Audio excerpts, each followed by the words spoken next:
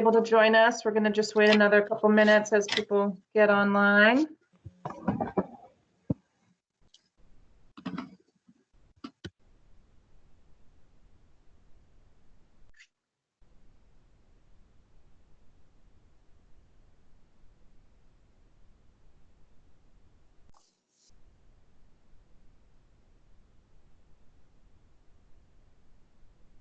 As people are joining us, we'll just remind you that you're currently on mute.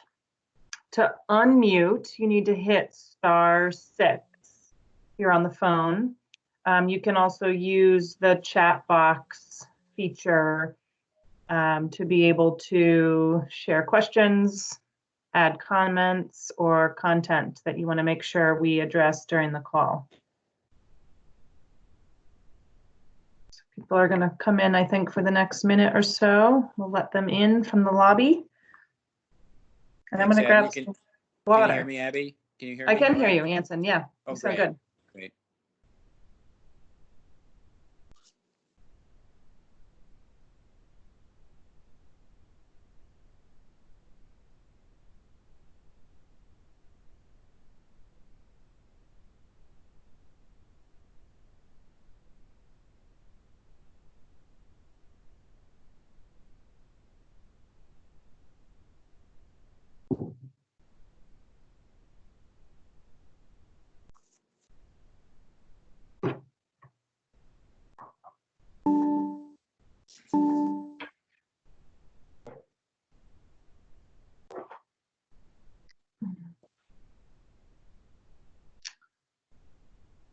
Okay.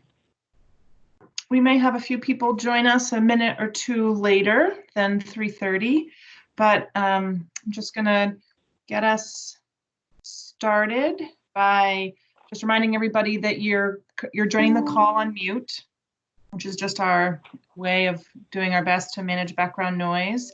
If you are on the phone for audio, you can hit *6 to come off of mute. The goal would be that we'll keep everybody in their mute stage until you want to ask a question. You can also use the chat feature to ask any questions, provide references, or make sure there's content that you want us to cover during the call. I'll remind everybody of this again when we get rolling, but just a reminder when you do speak after we hear from Secretary Tebbetts to reference with your name and your organization, so that makes our note-taking and video recording a bit easier to place. So I'm going to hand it over to Secretary Tebbetts. Well, thank you, Abby, and thank you all for joining us on this sort of rainy and cold afternoon in April with snow coming in. But thanks for all your efforts. This is a second time I think we've hopped on the phone as a group, and we were kind of in the emergency stage, and we probably still are in the emergency stage of this. But I think we're getting now a new pace and a new way to communicate with you all through this technology. So the last time we talked, we had taken some information and gone out to many of your businesses and many of your constituents and did a survey. And I just want to recap some of that if you hadn't heard about the survey that we've done on the business impacts of this, which began on, we started gathering this data on March 19th, and it's current right up to April 9th. So we've had contact with 118 businesses. 9% of those are reporting closing their business, 43% reporting being partially open, and about 48% reporting being fully operational.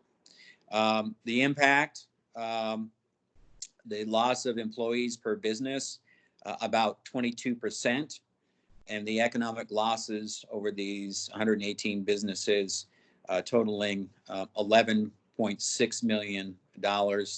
And keep in mind, this is just from March 19th to April 9th. So you can see the tremendous impact this has had on each business, with the average median about the loss of about $16,000 per business. So significant.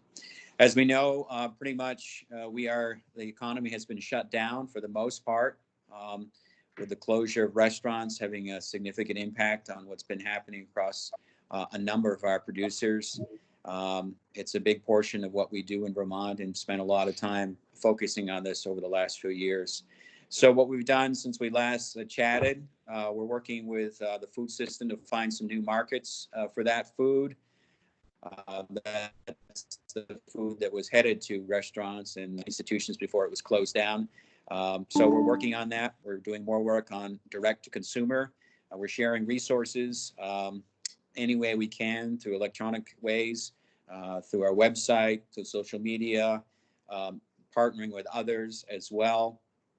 And we're trying to just get the word out and change on the fly of the system that we were used to. Needs to be adapted quickly, and in some cases it has been adapted quickly. So the closing of the restaurants, as we know, it's been significant. There's some resources out there. One is the infrastructure grant for a resource for school meal programs. It provides $1,000 for grants for schools and early child care organizations. So the word is out on that, and working with all our farm to school partners, trying to manage, as you can well imagine, the different landscape with our schools being closed and serving meals, and some delivering them on the bus routes now to their homes. That's significant. We continue to update our directives. As you know, we're not out of the woods yet. A lot of the modeling is showing positive results from what you're all doing by hunkering down and staying home and having very little contact with people as you can. The governor has been updating Vermonters every other day. Tomorrow, he will update Vermonters again on how we're doing on the health side, talk about various issues that have been impacted. But what you're all doing looks like it's working. It's having an impact. The curve seems to be going in the right direction, but clearly we're not out of the woods yet, and the governor will address that again tomorrow. We continue to think about updating those guidance will be coming out. Hopefully, if all goes well, by the end of the day, we'll have some new guidance on farmers markets. A lot of people put a lot of hard work on trying to get that off and running, and some farmers markets did occur last weekend. We're hoping some may be able to occur this weekend as well, but we're getting some final guidance on that, and hopefully by later today or early tomorrow morning, we'll have some guidance we can share with everyone on that. CSAs continue to are robust, lots of orders there. People using the digin, Vermont.com, our website for listings. I just saw that the Vermont Land Trust, if someone has ordering or whatever, they're looking for a list of things that they can get out to their audience about people that can sell to the public through electronic means. So they're looking for guidance as well. So the Vermont Land Trust is hopping on and helping out in any way they can on that as well. We're in full response mode, where one thing that we've been working with is some of our bigger retailers with Hannaford's and our supermarkets. We are communicating with them, and they are communicating with Vermont producers since this went off. And I think there's some interest by Hannaford's to put more local food and get in contact with more producers on a short-term, mid-term, and hopefully some long-term relationships between Hannaford's and some of the other major retailers. We've made the connection. We're not going to guarantee the partnership's going to happen, or commitments and so forth, but I think there's some communication going on between some of those major retailers and getting more local products in those stores, which is fantastic. You've heard the stories of milk being dumped across Vermont. As of this, we have 9 loads of milk we believe have been dumped since April. It changed quickly overnight. There was a big increase of retail activity, but with the restaurants, schools, institutions all closed down, there's too much product out there. We're looking for a federal support system that will help our dairy farmers get through that. The forecasting is pretty ugly, but we're continuing to work on that, and any program probably will have to come from the federal government. There's plenty of supply out there for dairy products right now. We are encouraging retailers. You may have seen some signs in store limiting purchases for some of our dairy products. We're engaged with the retailers on trying to take those signs down and not limit any purchase of dairy if they can do it. So we're engaged with them on that as well. Cheesemakers, they're getting creative as well. We know that many of their markets dried up overnight. They are, standing up new websites, new social media, selling the product from the back roads, putting up farm stands on their farms, et cetera. So that is a big pivot for them. And so we're trying to establish some new markets for them. Labor has been an issue. We've been working with a number of partners trying to get the H-2A program up and running, big time of year for that. And we were able to see that some of the workers were able to get here from Jamaica and Mexico. And we still have some work to go on that, but we did receive some positive work on that as well. So that's important that we have enough labor as we go into the growing season. So those are two of the highlights. The Ag Dev team is working day and night trying to get the best information to every group, trying to pivot on the fly, trying to open up some new market channels for all of you. And we appreciate their leadership, and we appreciate all our leadership from our farms. Our farms are under intense anxiety right now. We know that, we recognize that, and we at the agency will put our heart and soul into this to make sure we hope we can get through this over the next few weeks. And the key part is we got to keep talking with each other. We got to communicate with each other.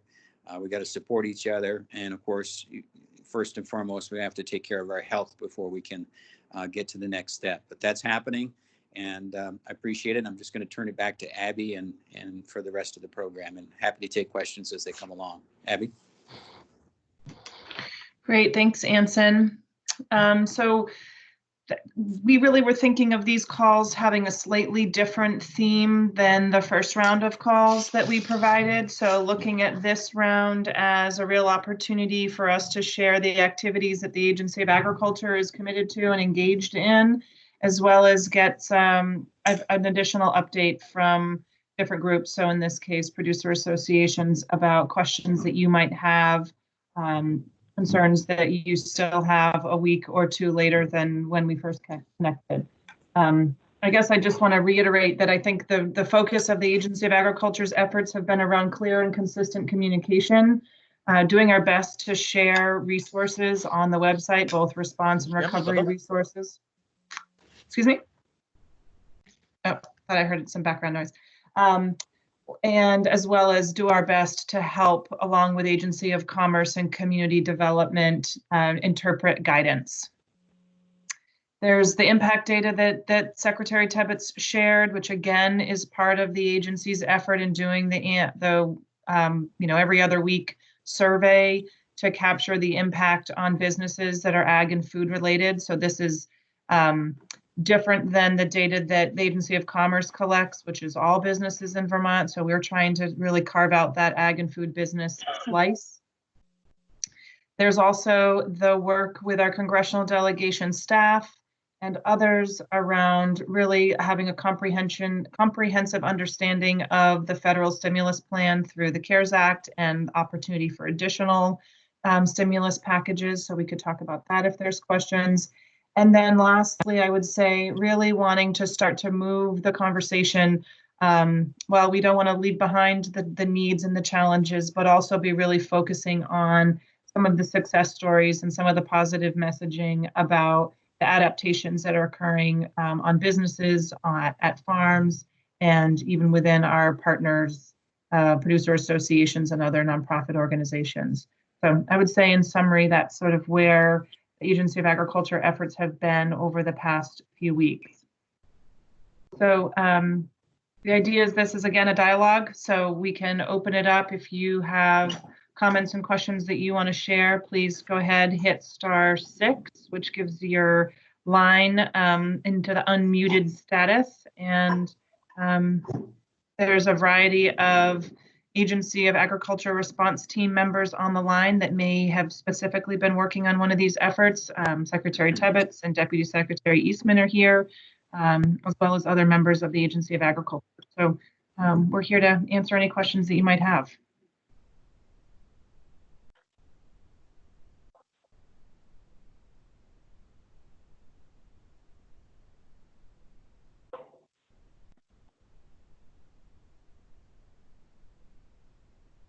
So go ahead and post anything in the chat box or hit *6 to unmute yourself as a reminder.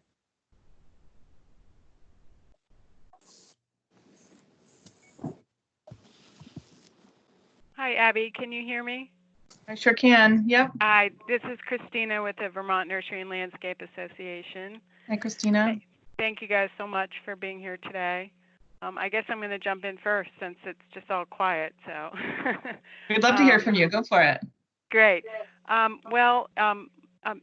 association basically represents two sectors: the landscape service industry and the retail and wholesale greenhouse and nursery businesses across the state. And they're, the phone's ringing off the hook here with the pressure mounting with perishable crops not being able to open their doors, and landscape maintenance people not being able to work. And so I'm just wondering if you have any information regarding those two sectors of ag that could be a sign of hope for these people. Yeah, thanks, Christina. We know that this sort of essential ag business and then other ag business designation has been really challenging and painful for a lot of industries and individuals. I know that you've been in touch with Steve Collier, our attorney at the agency, who I think has done a nice job of kind of providing interpretation and clarification of some of the guidance that's been available through the executive order and the Agency of Commerce and Community Development. I can reiterate a bit of that unless Secretary Tebbetts, do you want to? No, I just quite a quick question.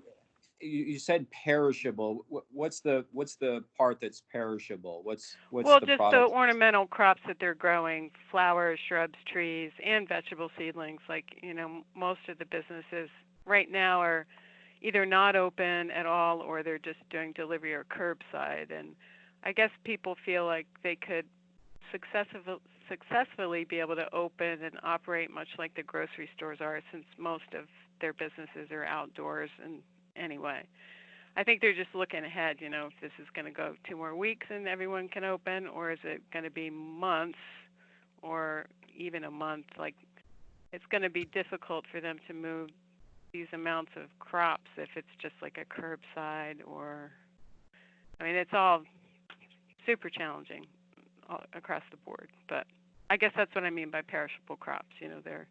They're operating, trying to operate as business as usual, but how is it all going to work if they're not able to let people come eventually to their stores?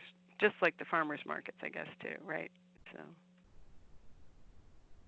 So the idea is you would like a shopper to walk through the greenhouse and be able to purchase it. That's what you're seeking guidance on. Yeah, I think that's the hope for all these businesses, that garden centers and nurseries, that they're going to be able to using proper CDC guidance, Vermont health guidance, let people come to their establishments to shop. But yeah, so there's that. And part of the issue too is, a lot of our neighboring states are letting all these types of businesses operate. So people are feeling really frustrated, by that as well. So. Yeah, so Christina, I guess 2 quick things I'd say is, we are aware of the sentiment that Vermont's protocols are feeling more restrictive than other states. And I would say that is challenging. And I think there's a bit of that that's also a bit of a bold effort to do the best we can to protect public safety. And I know that looking at the daily tally from the Department of Health of number of positive COVID tests and those deaths that we've experienced in the state is not necessarily the best indicator to look at where we are in the COVID recovery process. But to have had a few days without deaths in the state feels like a bit of relief, I think, to many of us. And so while the social distancing and this identification of non-essential businesses that can't have that cannot have person-to-person contact is challenging. I think the hope is that it's actually working, that it's achieving its intended goal. So, while we don't necessarily know what the future holds, I think, I myself went to a nursery yesterday, did an online order and a curbside pickup, and it worked very well. And I did one the day before. And it is, a lot of effort by the nurseries and the greenhouses, but I think many are kind of banding together and sharing technologies. And I mean, more than any, hearing from your membership that while it's not simple, I think many are making that transition and are still, surprised and pleased to see the orders that are coming in. I know that Mother's Day is like a big day on the horizon when a lot of greenhouses are functional and opening. And I think, and maybe Secretary Tebbetts can jump in, but I think we're still hopeful that we're going to see a lessening of some of the restrictions on businesses as we get, kind of closer to that time of the year. Yep. Great. Well, yes, certainly people are banding together and the public's really trying to support as many businesses as they can, that's been great to see for sure. So great. Well, thank you. I don't want to monopolize the conversation, so it's okay. They're important questions. Yeah. No, it's great to have this information so I can work on it. So it's always very helpful to get it. So that's important. Well, I appreciate that, and I know my members do too. So thank you, folks. Yeah.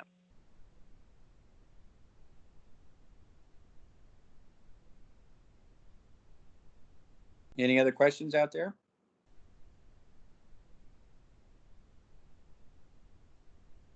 So this is Diane. I see in the chat there's a question about slaughterhouses. In Vermont, we have not had, we had a slaughter facility and processing facility shut down for 10 days out of a precaution. They're reopened now. And currently there's some relief folks. There's a couple of disruptions with number of inspectors, but everything's being covered at this point from USDA and the state side. So unless the slaughterhouse is choosing in Vermont to close, then everybody's open. So I think right now everybody, except for some smaller processors that have chosen to shut down, are open and operating. There's certainly some concerns outside of Vermont. Pennsylvania has had a slaughterhouse shut down and then a meat they're both very large, meat processing facility shut down. We haven't heard of any major changes in Vermont at this point from that shutdown, but it could have an impact, but we haven't seen any or heard of any specific backup of animals leaving the state or anything of that nature. Thanks, Diane. Megan, is there anything that you want to add that's different from what you've heard from any of your membership than what Diane just shared? Am I unmuted? You are unmuted. I hear you. Yeah. Oh, okay. Well, I think some of the concern is about keeping the staff up and the labor. So I appreciate that, Diane.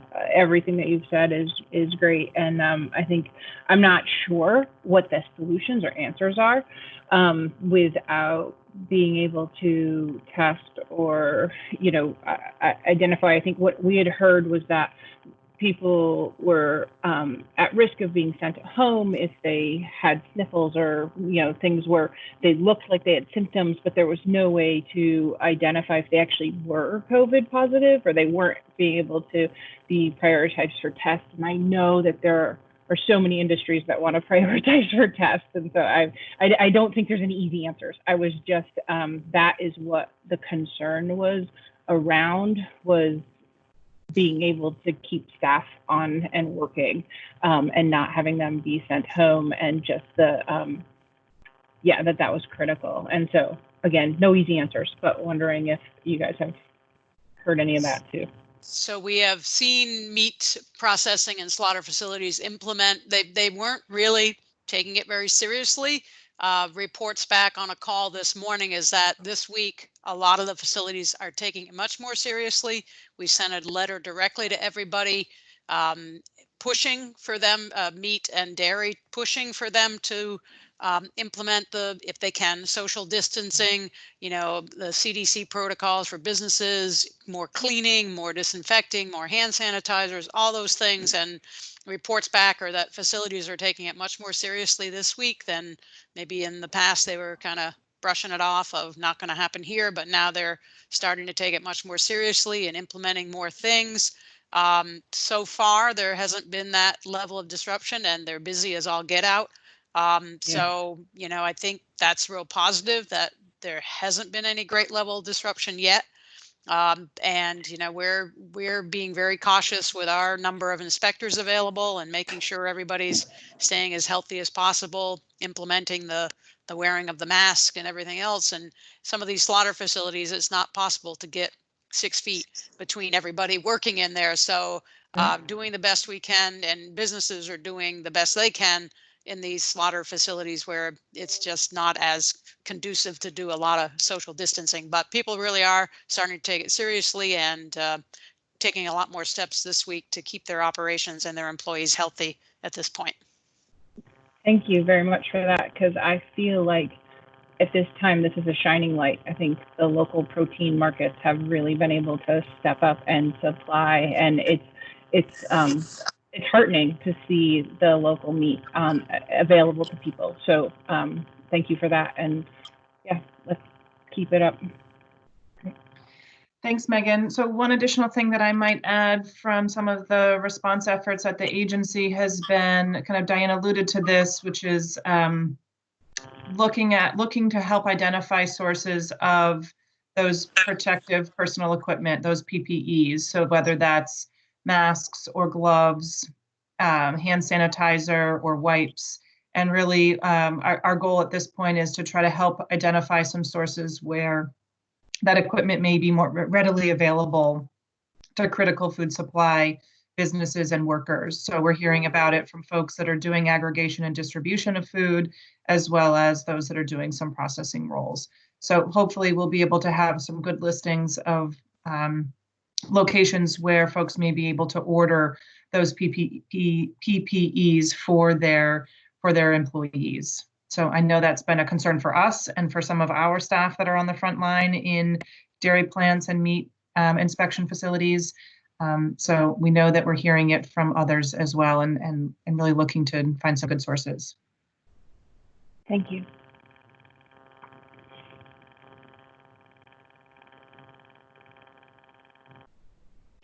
This is Anson. Maybe I could just pose a question. As we eventually we're going to come out of this, and we got to come out of this, and we got to reopen Vermont again. I think it would be, start thinking about, how do we want to do this? How do we want to reopen Vermont? Clearly, my guess is, I have no, inside knowledge. My guess is just common sense is we're not going to just turn it on one morning and we're going to go wild. It's going to have to be a gradual reentry into life again. So I would be just challenge all the groups to be thinking about that and just think of how we should do that and how we would do that in a responsible and a safe way. Clearly not out of the woods yet, but a long way to go. But at some point, the economic recovery is going to have to happen. And we're going to need the support of all your groups and your associations and your constituents on how to do that in a thoughtful way. And so just start thinking about it. I don't need answers now, but I think it would be good to start thinking about how do we reopen Vermont and how do we have a recovery program in place, because I think that will be a step that we're going to have to start thinking about as soon as we get through this sort of medical emergency right now. Hey, Abby, can you hear me? Yes. Okay, great. Sorry, I was like, I'm on my phone. Hi, everyone. This is Tara from Vermont Fresh Network. Anson, about what you just mentioned and about afterwards, or if this is something that I've been thinking about a lot. I'm sure other people have been thinking about this, and you know, with the restaurants and the farms, right? So that's who we represent, and I start to think about, what do restaurants look like when we open up again? What does that mean? And I'm saying this as prior to any sort of vaccine or anything like that. So in in between time, for however long that lasts, you know, it seems like a year or whatever it is. But what does that look like? You know, and I think about, you know, social distancing in a restaurant. So there are less tables, so which means that there are less covers during the day or at night, or if people even feel comfortable going into a place, which then makes me think about, okay, so restaurants are going to be ordering less produce and ingredients and things like that. Yeah, anyway, I'm just, those are the things that I'm kind of thinking about and wondering, when will folks feel comfortable going out and sitting down again, you know? And I'm not saying there's an answer. It's more of a rhetorical thing that I've been thinking about. And I'll mute myself now.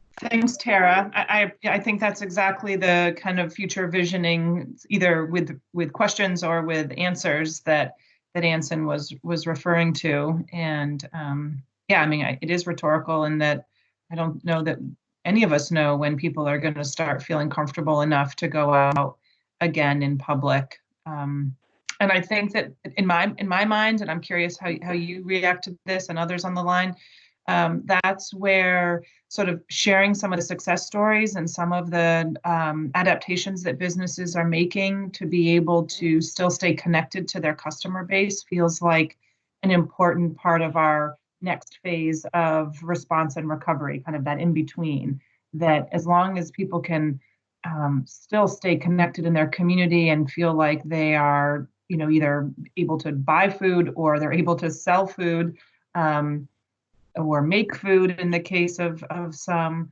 that will help, I think, our communities sort of feel resilient and feel a bit able to kind of bounce back once some of the restrictions around our being out and about are lifted.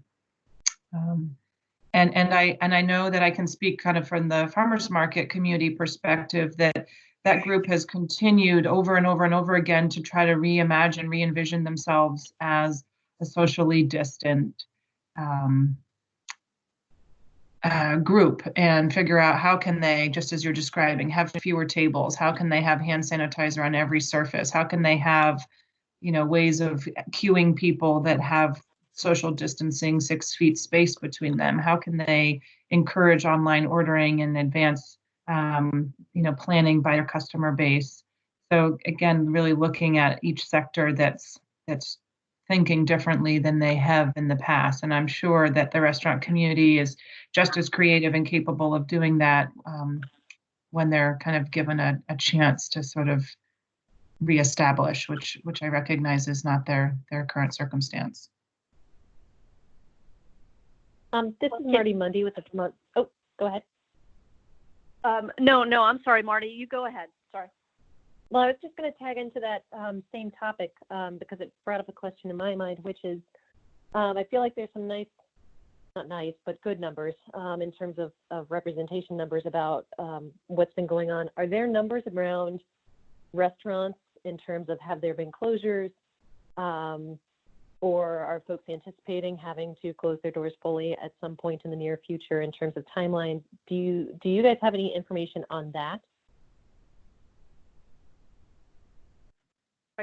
This is Tara. Are you talking to me or Abby?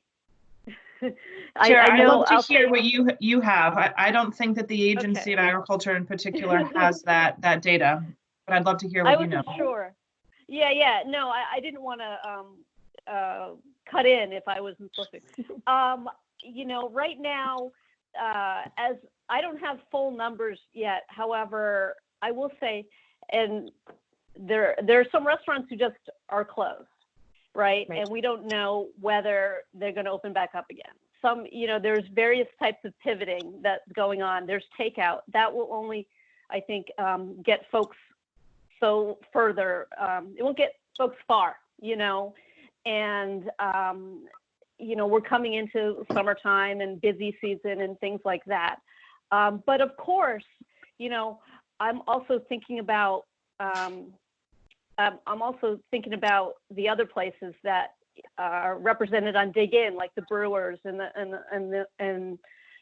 the cider makers, and going to a cider place again or something like that. So from what I've heard from folks is it's tough. It's really, it's not great. Because I know that's, I'll just say, like, that information I know would be helpful for the folks like the Cheesemakers who do a lot of wholesale direct work.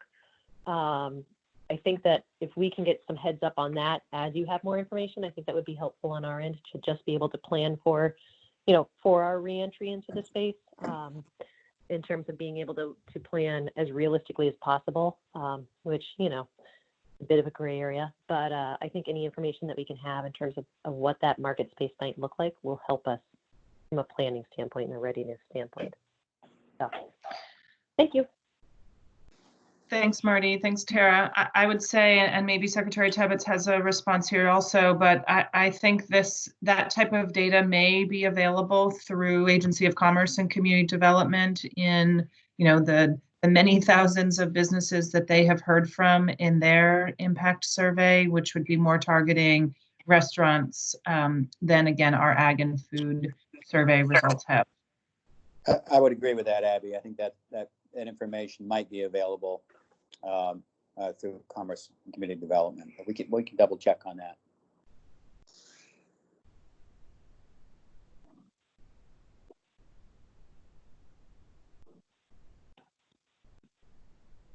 I'm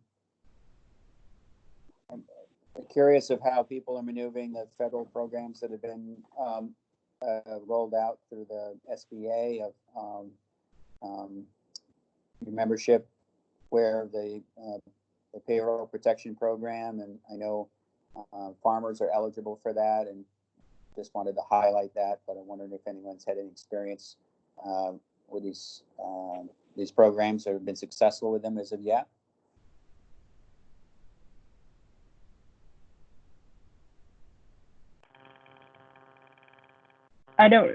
This is Megan Sheridan. I don't know if we're successful yet, but I was able to work through the system myself, and it was, I didn't do it right away. I did it yesterday, actually, and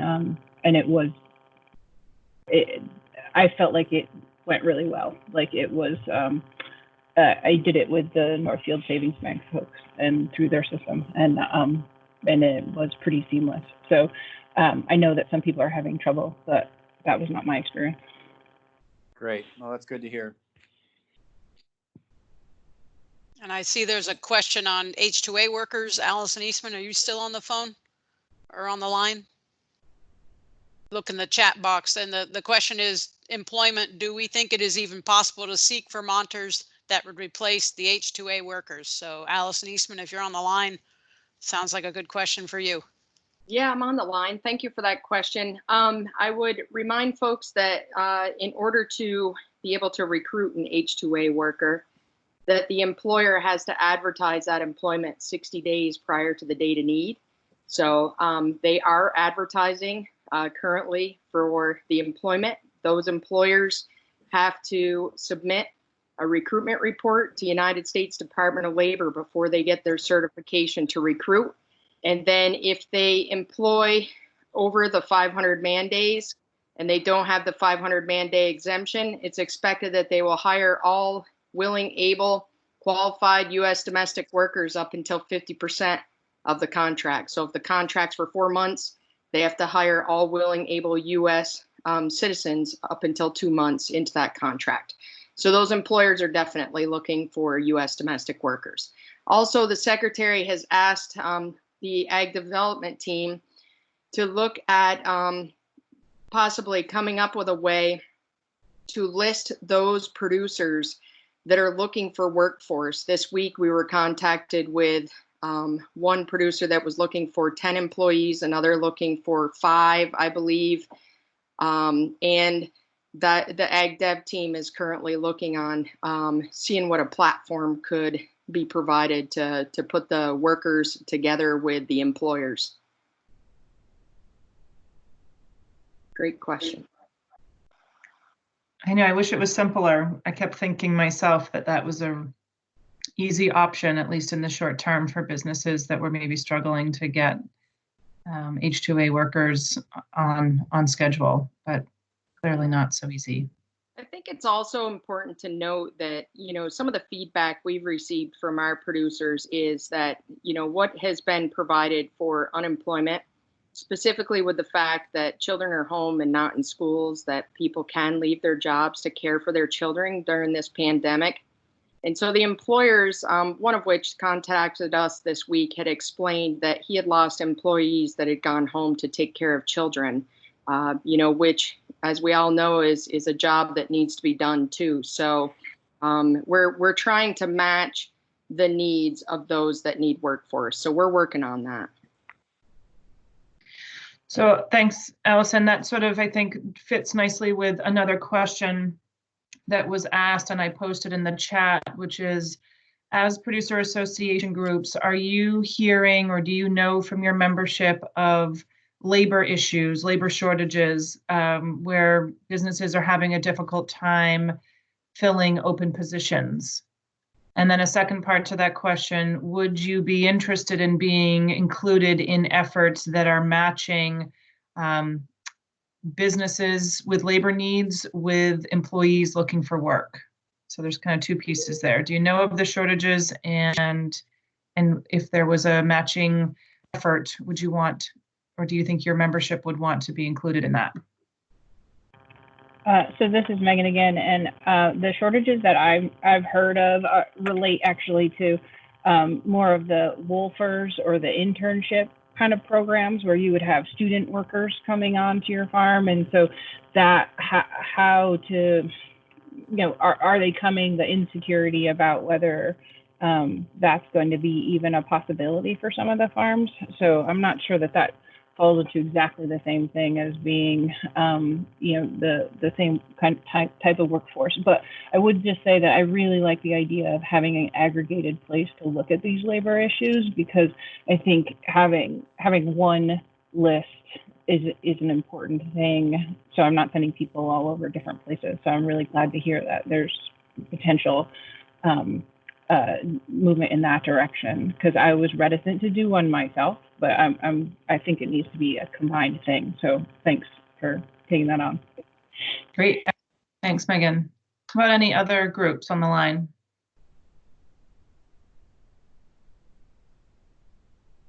Abby, well, everybody's being silent. I may share a positive story during these times. Sure.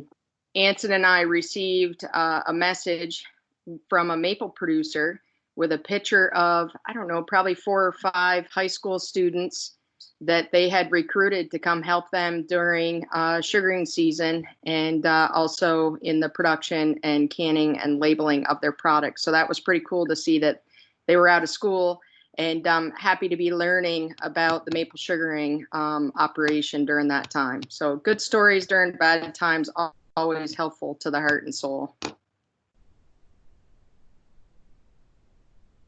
Thanks, Allison. We do need some of those stories on occasion. And that same group of students was able to sign on to Wi-Fi at the plant and do a little bit of their homework at the same time as well. So it was kind of neat as well.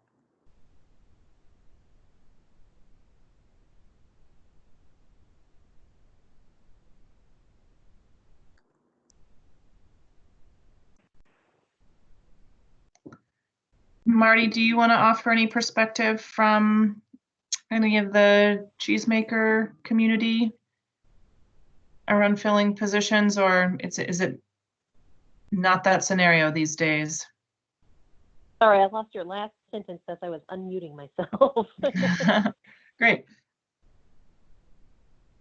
No, what was your last sentence? Sorry. So I was just asking if the cheese producers that you're connected to through the council are experiencing labor shortages or difficulty filling positions, and if secondarily to that, would they be interested in some matchmaking of their business with employees that are looking for work? Does that feel relevant to the cheesemakers? Yeah, sure. I think for the most part, I don't think folks are seeing an overall labor shortage because they've been cutting back on production at the same time. If they've had an employee who, for example, has opted to stay home and self-isolate, it has been something that they've seen to pivot with so far. The exception might be Tebbetts, who is making cheese like mad right now, and they certainly may be looking for some extra hands, and they might be interested in some help on their end.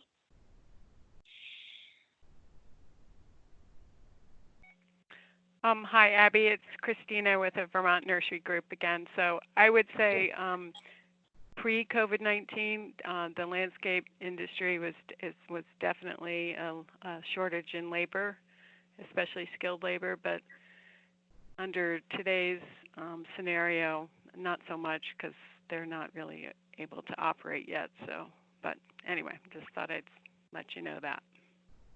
Yeah, thank you.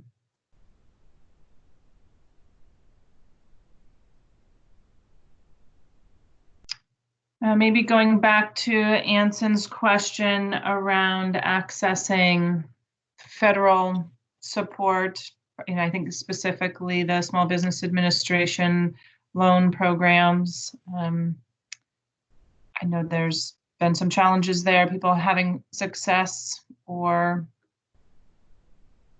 a request for things to be different. That would be helpful for us to know.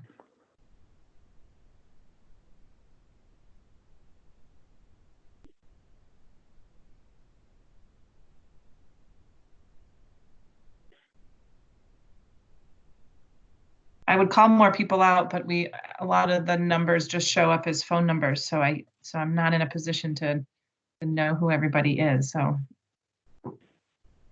otherwise I'd be calling you.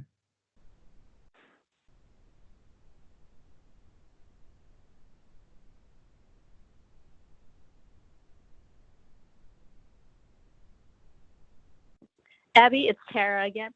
I'll say that we applied, and my bank's been very helpful. But now it's just sitting and wait. Now we just wait. So that's the status of.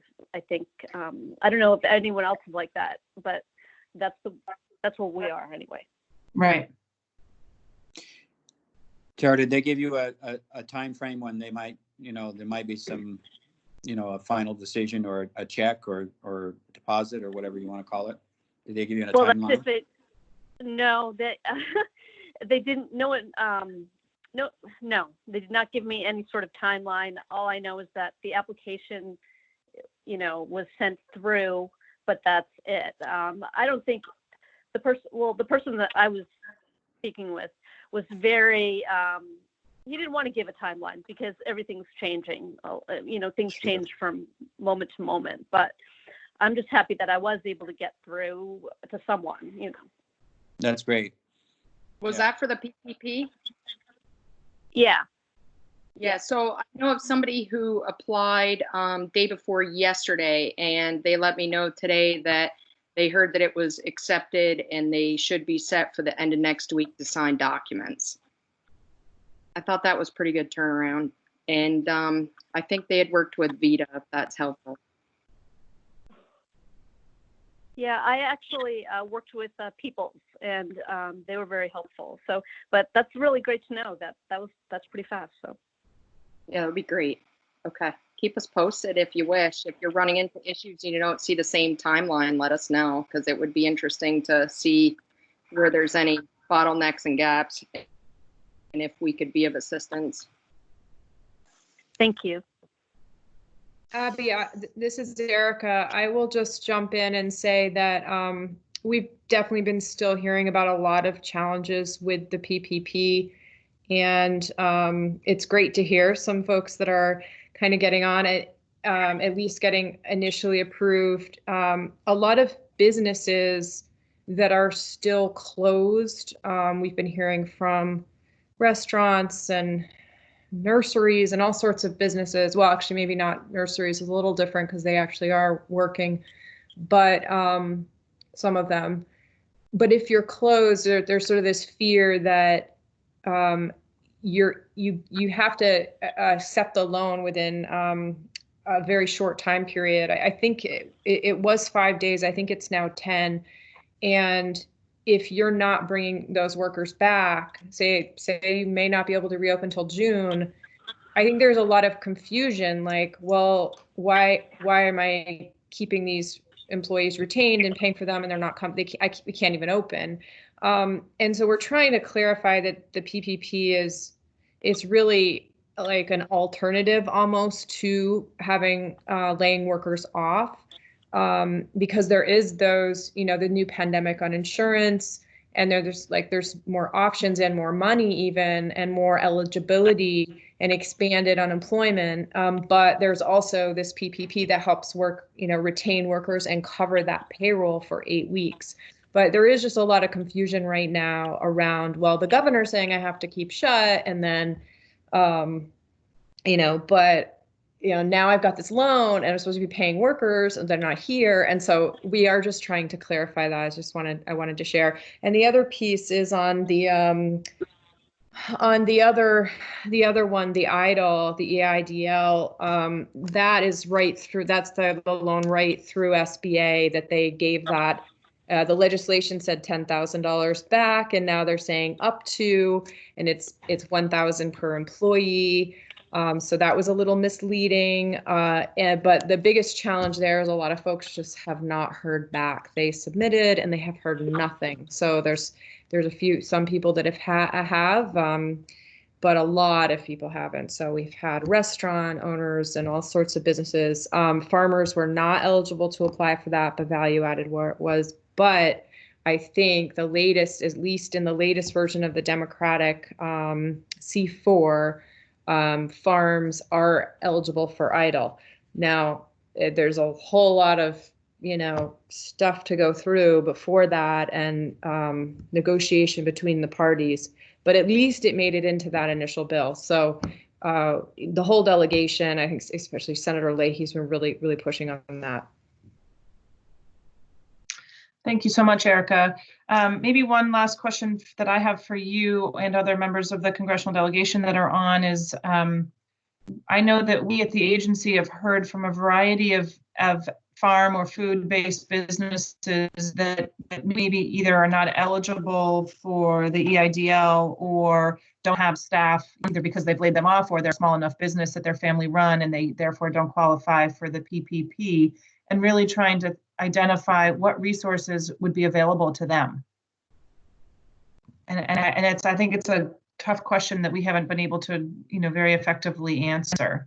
Yeah, I didn't hear the full question because I think you broke up, but what I heard was, is there for the really small, like self-employed or really small farms? Yes. Yeah. Do we think there's federal stimulus available for them? Well, PPP is available to sole proprietors and self-employed. So you would basically be paying for yourself, and there's some kind of, there's some different kind of formula, I think, that you would be using. I haven't really been hearing about self-employed folks applying to that, though, so I don't really know their experience, but I'm 99% sure, and I don't know if Tom or Ryan are on the call. I'm here, Erica. Can you hear me? Ryan, do you know anything about the sole proprietor and the PPP? I mean, I'm pretty sure they can apply. Yeah, they're definitely eligible. The SBA, they haven't been accepting applications yet because they haven't given out that guidance, I believe. So I think tomorrow actually is the first day that the SBA will be accepting PPP applications for sole proprietors. So Yeah, you're totally right. So for very small farms, it still should be available to pay the owner. The owner's wage is included in that, whatever that looks like. And so I would just encourage folks to reach out to their bank tomorrow to have that conversation. They should have more guidance around what the actual formula is to account for what that looks like. Abby, they can also get the pandemic unemployment. So any self-employed person is eligible for unemployment now, whether they've paid into that system or not. And it is going to be that $600 extra per week up till, I have so many dates swimming in my head, June 30th, I think. And the DOL finally gave, the US DOL finally gave the kind of the guidance to and the go ahead to the Vermont DOL. So they're just working their fastest to get that up and running for the self-employed. So a little farmer, a small sole proprietor farm, or self-employed farmer would be able to, part-time farmers even would be able to apply for that. Great. Thank you.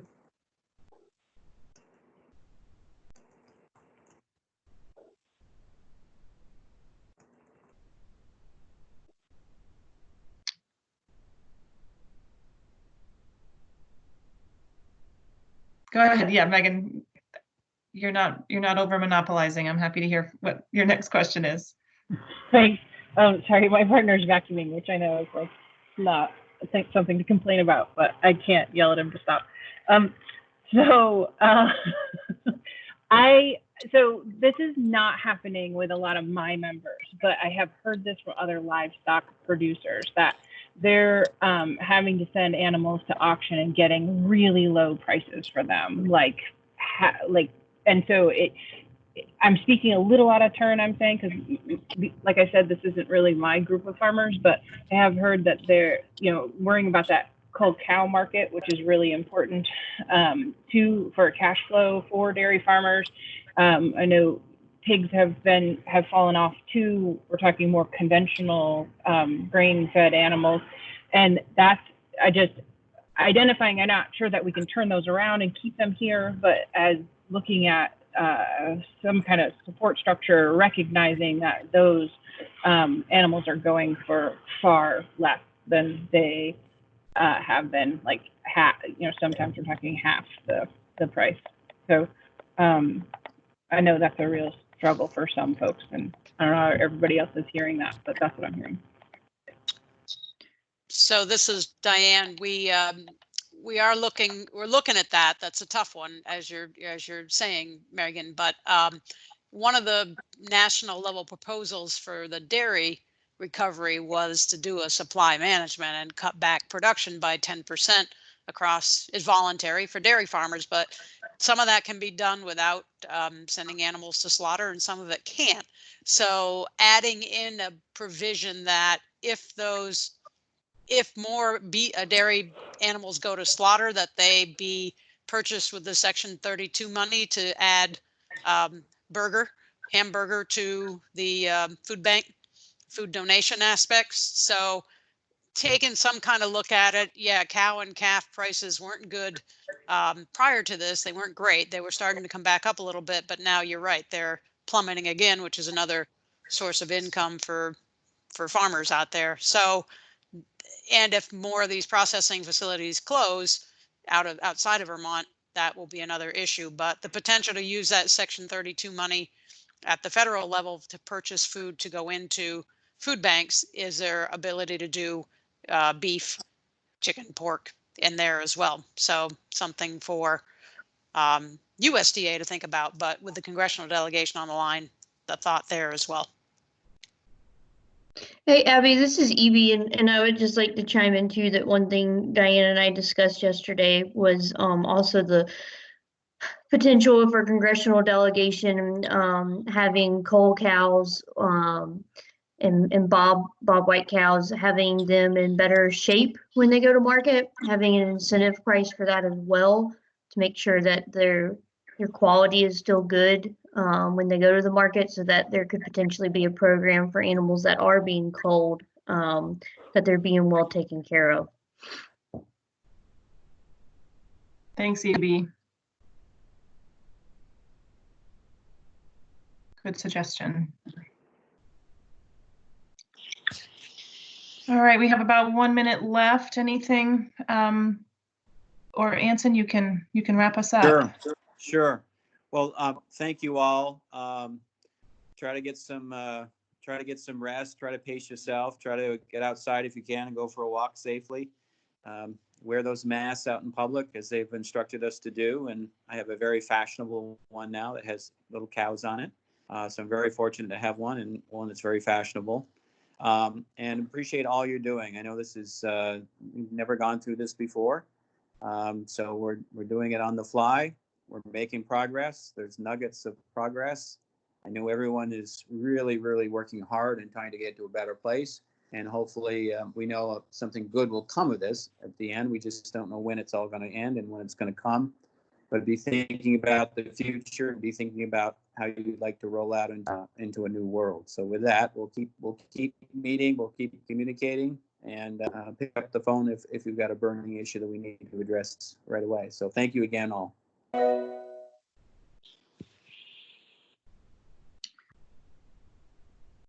Thanks, everybody, for joining us. I'm sure we'll talk to you again soon.